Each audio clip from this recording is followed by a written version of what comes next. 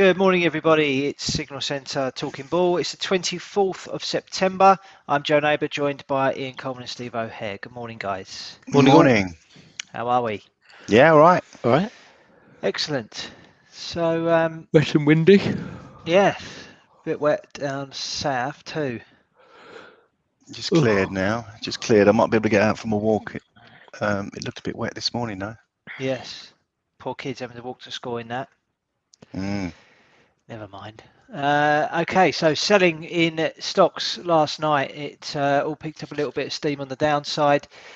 Some citing the Federal Reserve board members or pleading the board members of the Federal Reserve to add more stimulus. And obviously there's been a backdrop of growing concerns over more COVID-19 infections across the world. So all playing its part in dragging down stocks. And they are all looking potentially like they could be having a bit of a bounce this morning from what I've seen in early trade. You seeing the same sort of thing, guys? Yeah, it's looking that way, isn't it? It's a little bit of recovery. I don't know how short-lived it'll be. I'm sure they'll come up with some sort of magic cure for everything. They usually do. But yeah, overall, I think this is quite a negative week. And it's going to stay negative, and it's going to play on people's minds. The Dow Jones on the weekly chart, we've got this ending wedge formation. Can you see it? Yeah. Obviously, we had the big sell-off back in March, April, and the rally back, and it stalled around about the 24,854, and then we had this little pullback here, which made a little bit of a new low. Then the start of the uptrend again. 1, 2, 3, 4 points connected, three above as well, so ending wedge, and it's quite clearly broken. So excuse me, unless we get a pullback above the 27,770 odd level, which is a 1,000-point rally, I can't see this being, or I can see more negativity in the coming weeks. Obviously we had this bearish outside candle on the Nasdaq on the 31st of August week, and since then we've been negative. We tried to rally last week, failed, tried to rally this week, failed. So even the tech sector is having a bit of an issue. This is the sort of like next key support, 10,315 in Nasdaq. S&Ps again similar, not quite an outside, a bearish outside candle on the weekly, but bearish enough to continue this sell-off. And again, we're probably looking around about this level here, well, 3,200 as a bit of a pivotal moment for S&P. So over the next couple of days, we'll see how that fares as support. Sell off in the Aussie. This Aussie, I just looked at this channel this morning, quite a reasonable channel formation. We can see the swing low back in the 15th of June. And it hit the same swing low, and it's reacted higher from there. So, yeah, all interesting. But obviously, the Hang Seng for me, as we mentioned all week, this has been the real negative one. I can't see that recovering either. So I think more negativity to come. Yeah. Okay. Ian, do you want to take us through some FX stuff? Yeah. We're getting sucked into the dollar correcting again, like we did yesterday. Yeah. Obviously, we were expecting a bit of buying in stock indices, and obviously that safe haven dollar buying to revert and to see a little bit of selling. We actually got an evening doji star on this 4-hour chart, but it didn't follow through, and it's just moved higher. This is our sort of next line in the sand here. 94.52 is our next bespoke resistance level. If we break that, then 94.81 to the upside. Euro dollar, and again I thought we might get a retest of this breakout level, but that didn't happen. It just pushed lower. We've got some support here at 116.13, which is pretty close to this 161.8% extension level at 115.87. But the real move, or the real target, is this head and shoulders target, which is down here at 114.82. Now cable has got a bit of a reverse picture, I believe. I can't see.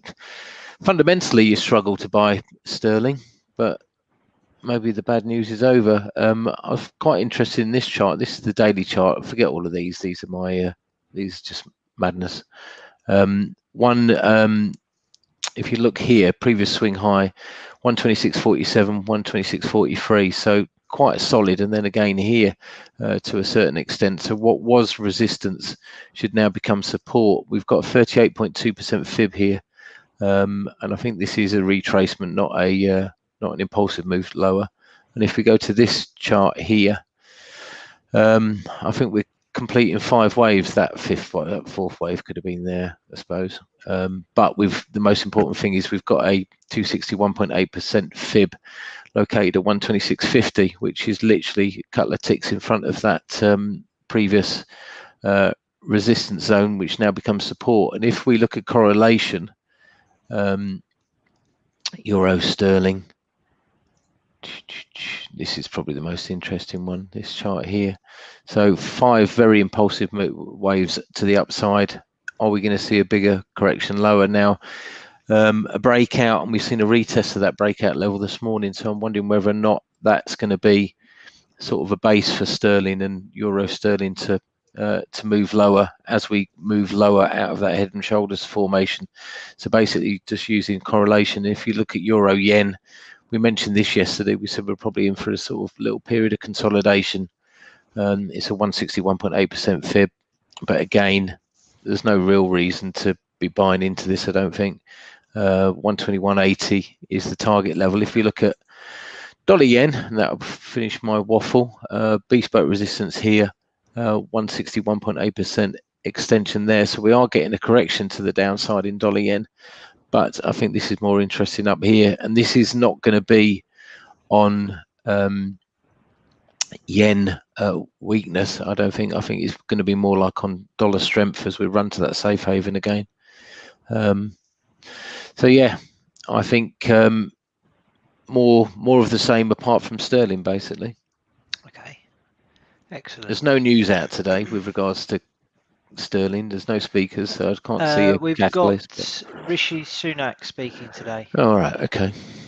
He is expected to unveil further support for workers, although in a less comprehensive package than the previous furlough scheme. So I think people are braced for what he's going to say. And what time's he out? Do you know? I haven't got a specific time. I imagine No. a few people will be hoping that he gives them an extended break from work. I think he's mentioning. Yeah, I think a lot of people are hoping for that. I think they were saying about he's not really going to go into discussing how we're going to pay it all back at the moment, because he says it's not really a time for that. But he's really focusing on jobs. Jobs is the key word. And the hospitality sector, I think he was talking about a VAT reduction to 5% to sort of encourage spending there. And yeah, I think really it'll be people he's going to try and get taxpayers to support the people back to work in whatever way, shape or form. So I think it should, if anything, I think seems to be doing quite a decent job, throwing a lot of money at it. Almost feels like a Labour chancellor, to be honest. Throwing a load of money at it and not really caring about what happens in the future. Yeah, so I mean, it's both here and abroad that people are sort of calling for more stimulus. So I expect that we'll see some various headlines coming out about certain measures over the coming days and weeks, which may impact markets, particularly the dollar. I think that's having a sort of a dilutive effect when they do these stimulus plans. So therefore, we could see, this may just be a correction in the dollar in the short term before it sort of resumes its trajectory lower over the more medium term. But I guess we'll have to see. In terms of data-wise today, we've got German IFO index out in the next 5 minutes. That's expected to rise to 94 from 92.6. We've then got our usual weekly initial jobless claims from the US at 1:30, and we've also got new home sales at 3 o'clock. So mainly sort of dollar announcements from on the data front, but obviously keep an ear out for that stuff from the UK Chancellor as well. Gun to the head yesterday, not much to write home about, unfortunately. Just share the screen. So as you can see there is a little bit of a dip down in the P&L. All three of us getting stopped out yesterday on our trades. So what did we do? Just have a recap. As I said at the outset, Ian and I were looking for that dollar weakness, a bit of a correction lower, didn't materialize. So Ian was stopped on the dollar index idea and I was stopped on the long euro US dollar idea.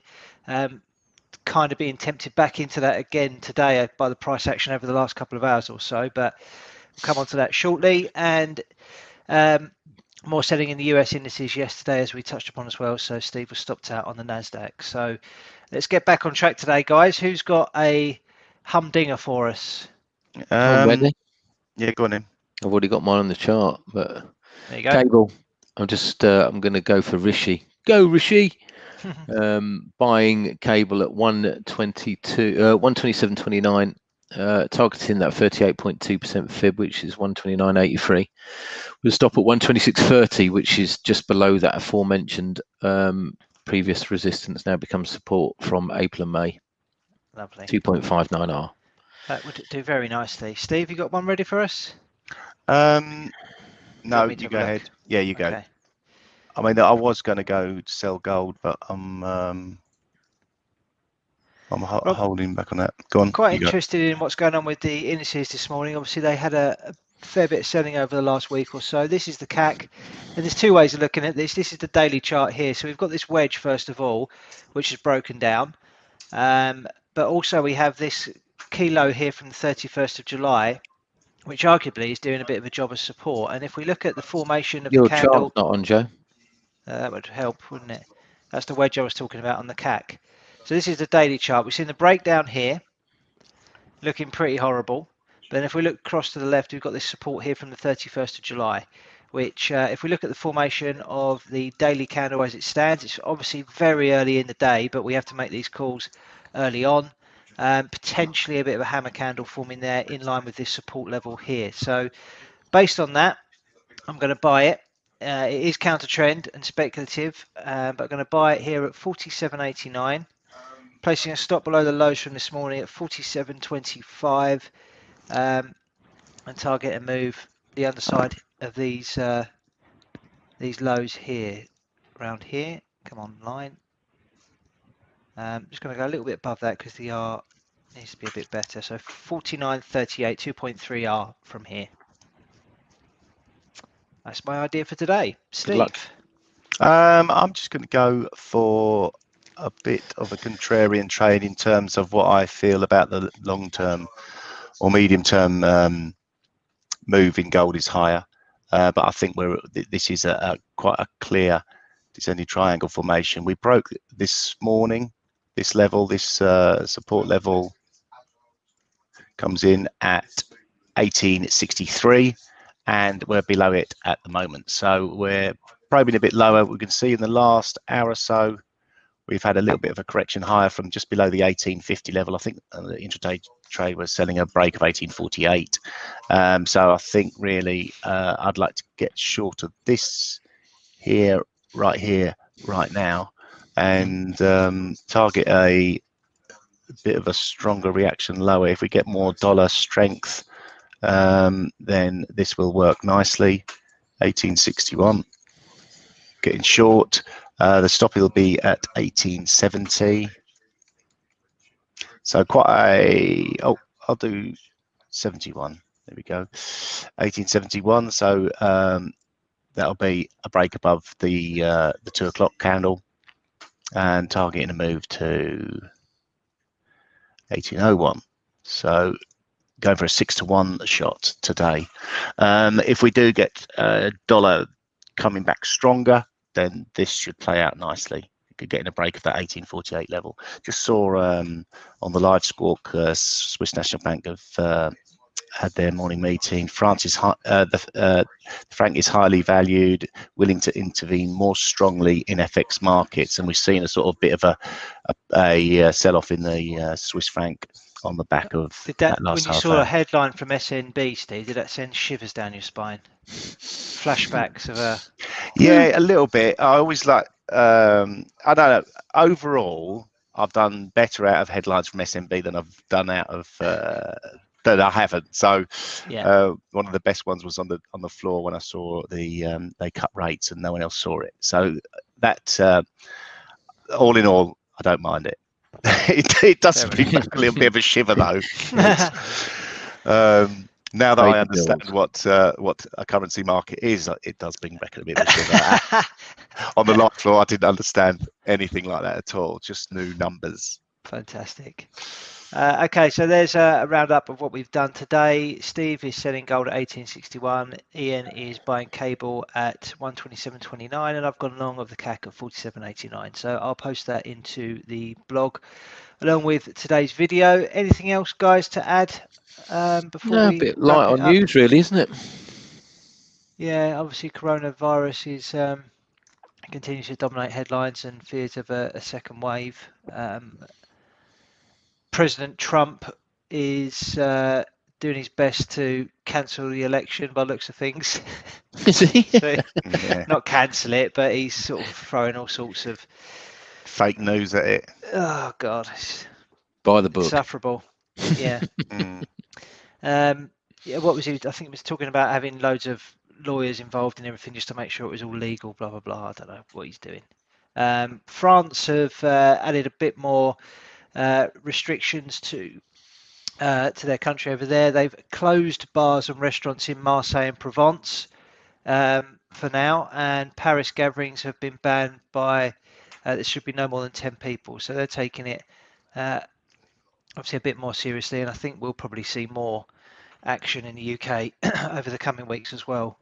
Hopefully nothing too severe beyond what it already is. I think that's about it, guys, unless anybody else has got anything else to add. No, nothing. No, that's all good. Lovely. Well, good luck with your trades, and we'll catch you all tomorrow. Yeah, Cheers. have a good one. Cheers. Bye-bye.